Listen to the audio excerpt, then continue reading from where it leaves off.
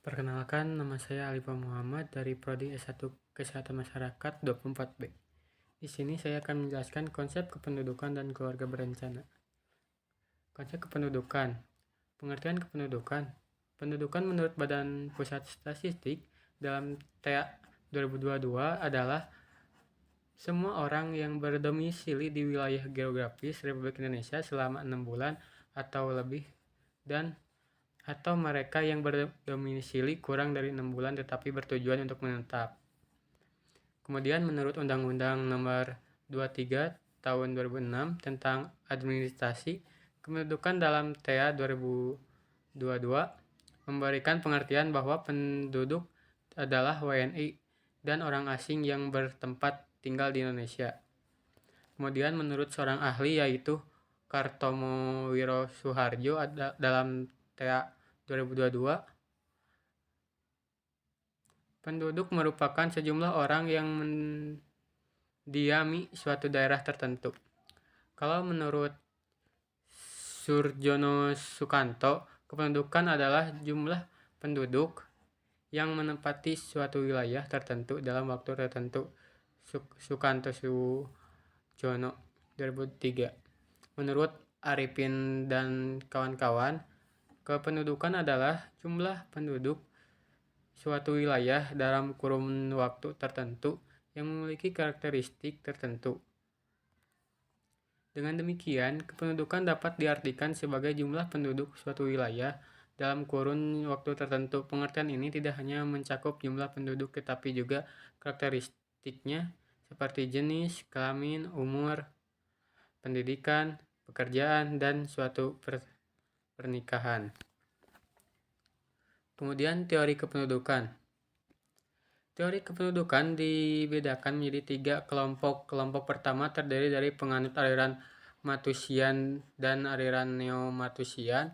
Kelompok kedua terdiri dari penganut aliran Marxian dan kelompok ketiga terdiri dari pakar-pakar teori kependudukan mutakhir yang merupakan reformulasi teori-teori kependudukan yang ada.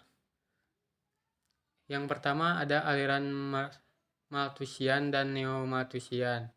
Aliran ini dipelopori oleh Thomas Robert Malthus, seorang pendeta Inggris tahun 1766 sampai 1884. Malthus menyatakan bahwa penduduk seperti juga tumbuh-tumbuhan dan binatang apabila tidak ada pembatasan akan mudah berkembang biak dan memenuhi beberapa bagian dari permukaan bumi ini dengan cepat.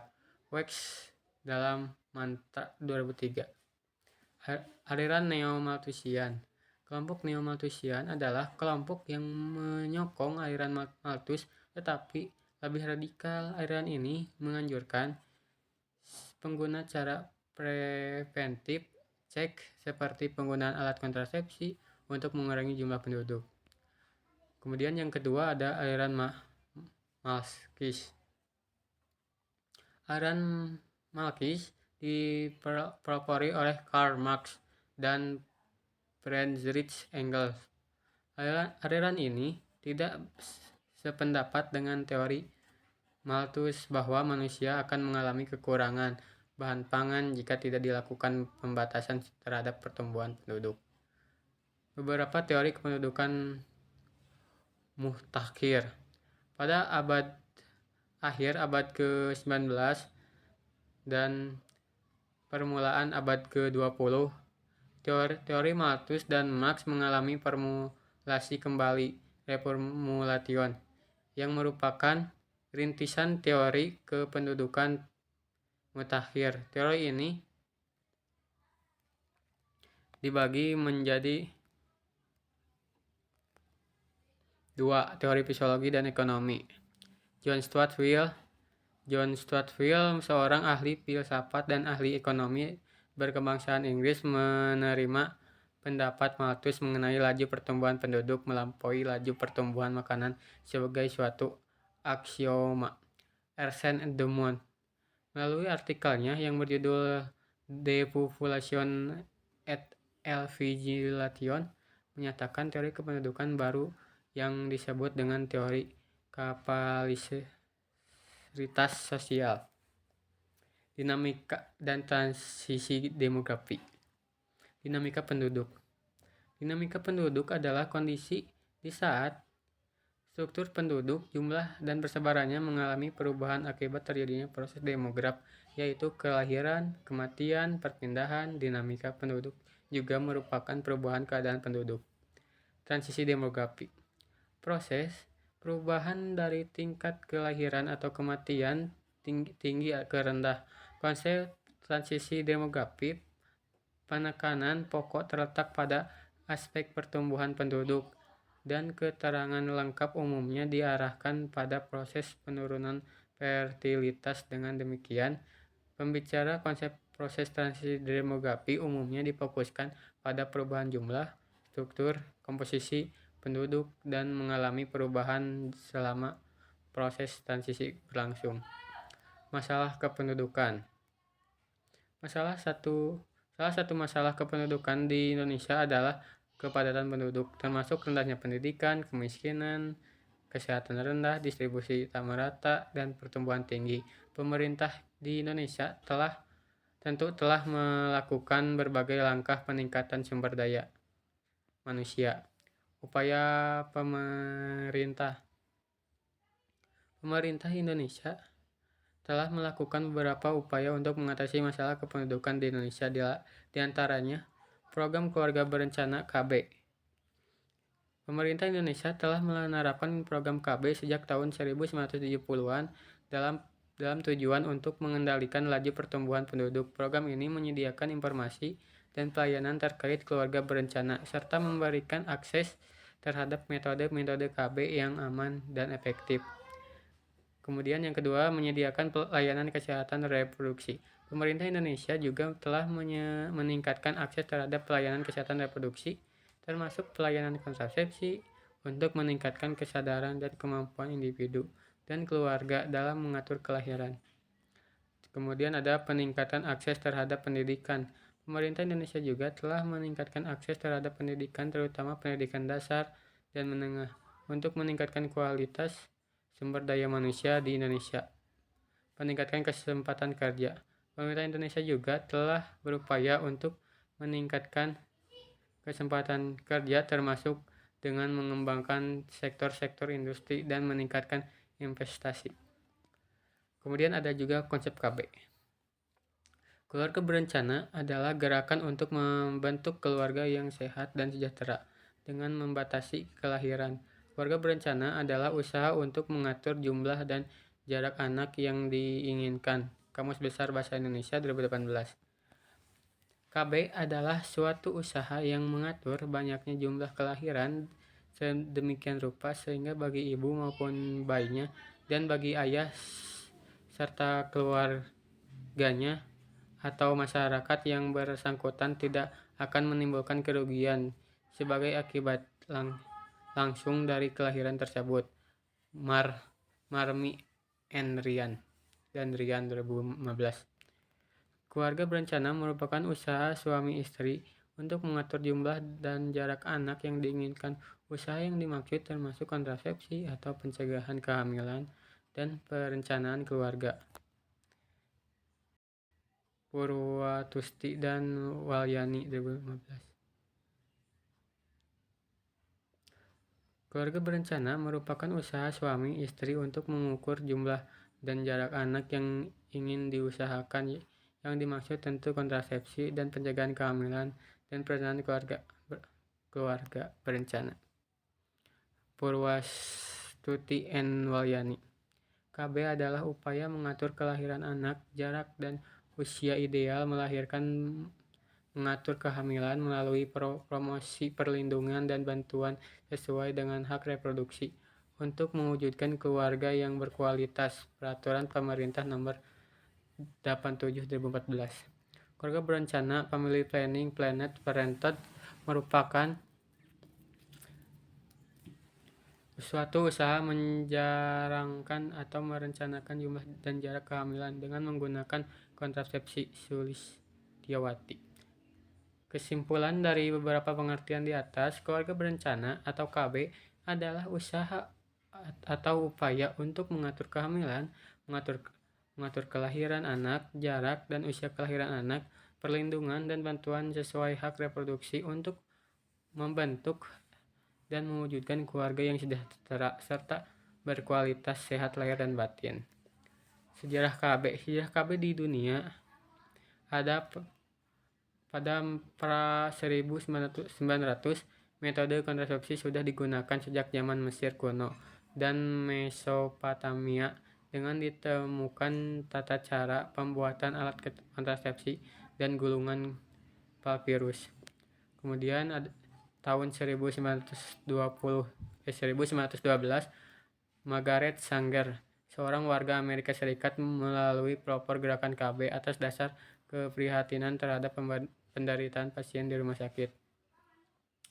1950-an, program KB di Indonesia mulai dikembangkan oleh para ahli kandungan. Kemudian 1957 terbentuk Perkumpulan Keluarga Berencana Indonesia (PKBI) sebagai organisasi sosial yang bergerak dalam bidang KB. 1960-an, pemerintah Indonesia membentuk Lembaga Keluarga Berencana Nasional (LKBN) pada tahun 1969 dan kemudian menjadi BKKBN, Badan Koordinasi Keluarga Berencana Nasional, pada tahun 1970-an. 1970-an, BKKBN menjadi lembaga pemerintah non-departemen yang berkedudukan langsung di bawah Presiden. Tujuan KB. Menurut Peraturan Pemerintah Republik Indonesia Nomor 87 Tahun 2014 tentang perkembangan kependudukan dan pengembangan keluarga berencana dan sistem informasi keluarga, kebijakan KB bertujuan untuk mengatur kehamilan yang diinginkan, menjaga kesehatan dan menurunkan angka kematian ibu, bayi, dan anak, meningkatkan akses dan kualitas informasi pendidikan, konseling, dan pelayanan KB dan kesehatan reproduksi,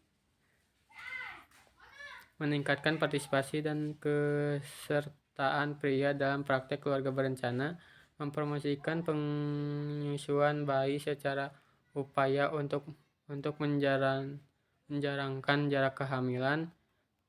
Pasangan yang menggunakan KB tentu memiliki tujuan masing-masing. KB tidak hanya dilakukan untuk menekankan jumlah kelahiran bayi. Lebih jelasnya, tujuan KB terbagi menjadi dua bagian.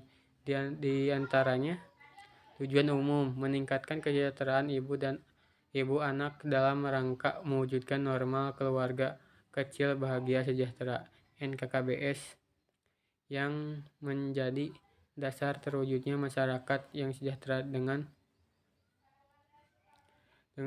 Kemudian yang kedua, mengendalikan keluarga sekaligus menjamin terkendalinya pertumbuhan penduduk. Tujuan khususnya itu meningkatkan jumlah penduduk untuk menggunakan alat kontrasepsi, menurunkan jumlah angka kelahiran bayi, dan meningkatkan kesehatan keluarga berencana dengan cara penjarangan kelahiran. Manfaat KB. Keluarga Berencana KB merupakan program skala nasional yang dikelola oleh Badan Kependudukan dan Keluarga Berencana Nasional (BKKBN). Adapun beberapa manfaat KB menurut WHO 2018 adalah sebagai berikut: mencegah kehamilan, membantu menurunkan AKI dan AKB, membantu mencegah human imunodefisiensi virus, memberdayakan masyarakat dan meningkatkan pendidikan, mengurangi kehamilan remaja. Jenis-jenis KB dan alat kontrasepsi beragam, mulai dari jangka pendek seperti kondom, pil KB, dan suntik KB, hingga yang jangka panjang seperti IUD, intrauterine device, implan, dan sterilisasi, vasektomi, dan tubektomi. Sasaran dan strategis. Menurut Handayani, sasaran program KB dibagi menjadi dua, yaitu sasaran secara langsung dan sasaran tidak langsung. Sasaran secara langsung adalah PUS yang bertujuan untuk menurunkan tingkat kelahiran dengan cara menggunakan kontrasepsi secara berkelanjutan. PUS adalah pasangan suami istri yang istrinya belum berumur atau antara 15 sampai 49 tahun. Sedangkan sasaran secara tidak langsung adalah pelaksanaan dan pengolahan KB dengan tujuan menurunkan tingkat kelahiran hidup melalui pendekatan kebijakan kependudukan terpadu dalam rangka mencapai keluarga yang berkualitas dan sejahtera. Lanjutan. Sedangkan sasaran strategis BKKBN tahun 2020 sampai 2024 yang tertera pada Rentra BKKBN 2020 sampai 2024 adalah sebagai berikut. Menurutnya, angka kelahiran total fertility rate (TFR) dapat mencapai 2,26 pada tahun 2020 dan ditargetkan menjadi 2,1 pada 2024. Meningkatnya angka prevalensi pemakaian kontrasepsi modern atau modern contraceptive preference rate MCPR 61,78% pada tahun 2020 dan ditargetkan menjadi 63,41% pada tahun 2024. Menurutnya, kebutuhan ber-KB yang tidak terpenuhi UMED-NETS 8,6% pada tahun 2020 dan ditargetkan menjadi 7,4% pada tahun 2024. Menurutnya, angka kelahiran menurut kelompok umur 15 sampai 19 tahun Age Specific Fertility Rate ASFR 15 sampai 19 tahun dengan target 25 per 1000 kelahiran pada tahun 2020 dan ditargetkan menjadi 18 per 1000 kelahiran. Kemudian yang kelima itu meningkatkan indeks pembangunan keluarga sebesar 53,57 pada tahun 2020 serta ditargetkan menjadi 61,00 pada tahun 2024. Kemudian itu yang keenam itu yang terakhir ada meningkatnya media usia kawin pertama MUKP pada tahun dari 21,9 tahun pada tahun 2020 dan menjadi 22,1 tahun pada tahun 2024. Kemudian konsep KB strategis program data preferensi dan keberhasilan. Strategi programnya itu pendekatan masyarakat koordinatif, integratif, kualitatif, dan mandiri. Data prevalensi penggunaan kontrasepsi modern di Indonesia secara umumnya sekitar 61,2%. Jenis-jenis kontrasepsi modern yang paling populer adalah KB suntik 47,19%, pil, kemudian pil 26,81%, kemudian ada IUD 11,003%, kemudian ada implan 8,26% dan yang terakhir kondom 3,53%. Keberhasilannya itu TFR turun jadi 2,6 pada tahun 2007 tapi masih belum mencapai target 2,1.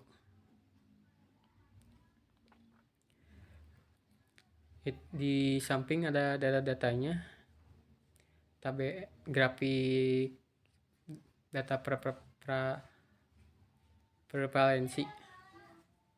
Kesimpulan, kependudukan dan keluarga berencana adalah dua konsep yang sangat penting dalam memahami dinamika penduduk dan pengaruhnya terhadap pembangunan sosial dan ekonomi kependudukan meliputi aspek-aspek demografi seperti jumlah penduduk, pertumbuhan penduduk, dan distribusi penduduk. Sementara itu, keluarga berencana adalah upaya untuk mengontrol jumlah anak dan jarak kelahiran anak melalui penggunaan metode kontrasepsi. Mungkin sekian yang bisa saya sampaikan. Mohon maaf bila ada salah kata. Terima kasih.